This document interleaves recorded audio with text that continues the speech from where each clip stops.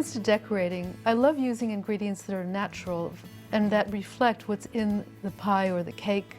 And when I do a lemon cake, for example, or a lemon buttercream, one of my favorite decorations is a crystallized lemon rose. I also like using orange.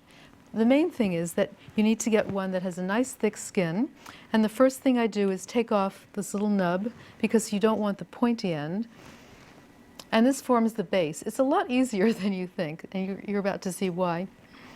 You start off, and don't worry about taking the pith, the white, but if you try to make it too thin and just get the peel part, the colored portion of the peel, you may end up cutting it. And if you do cut it part way through, you'll be able to add it to the coiled up strip later, so don't despair.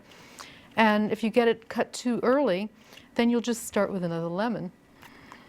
So you can see I'm going around the entire thing. It's a lot faster than doing an orange. And use a sharp, small knife. And what I do is I use this even as wedding cake decorations.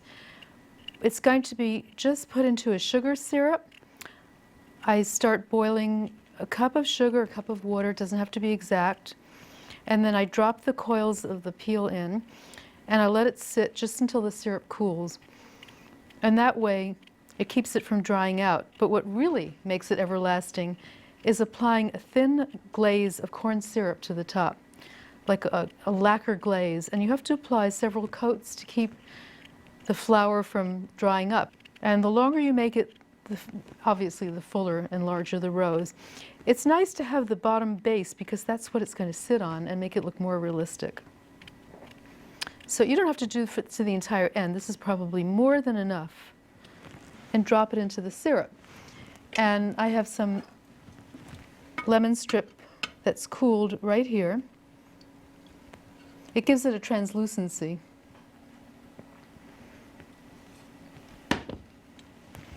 And dry it with paper towels. Or you can let it sit for a few minutes and dry on its own. Because as long as it's still wet from the sugar syrup, the corn syrup won't get impregnated into it. Are you beginning to get the idea of how this is going to be formed? See, this is the base. And then you can start at the other end, and I got a good, nice long one.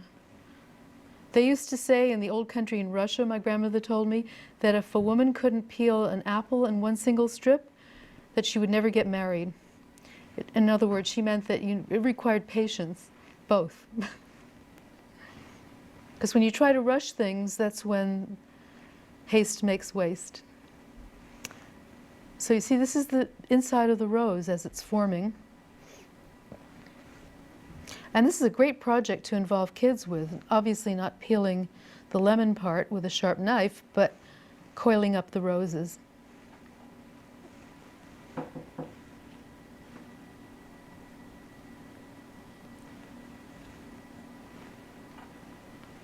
And now you have the flower.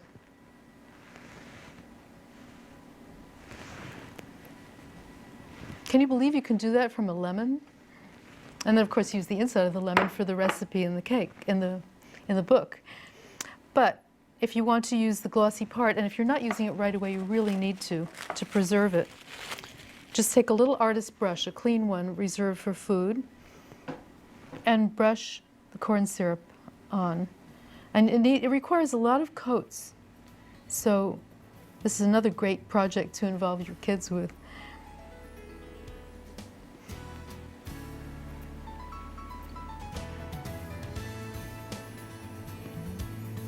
And when it dries hard, like nail polish. And it's all edible. Not that you'd want to eat it, but it's nice when you put something on something edible to make it something edible as well. And that's your crystallized lemon rose.